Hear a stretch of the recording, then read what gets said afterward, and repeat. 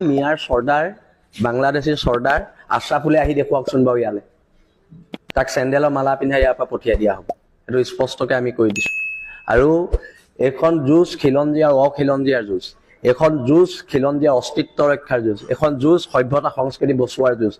বাংলাদেশী চৰ্দাৰে আমাক ক'ৰবাৰ পৰা ধমকি লগাব আমি ভয় খাম আমি লাগিলে MLA হওক কিবা হওক এইবিলাক আমাৰ লগত কথা নাই কিন্তু এটা কথা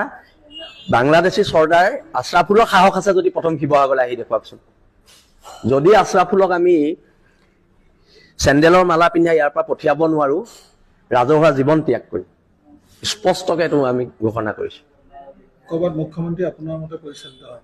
তেওঁ যিহেতু অভিযোগ উত্থাপন কৰিছে মই বিজেপিৰ মানুহ নহয় মুখ্যমন্ত্ৰী মোৰ মতে পৰিচালিত হ'বলৈ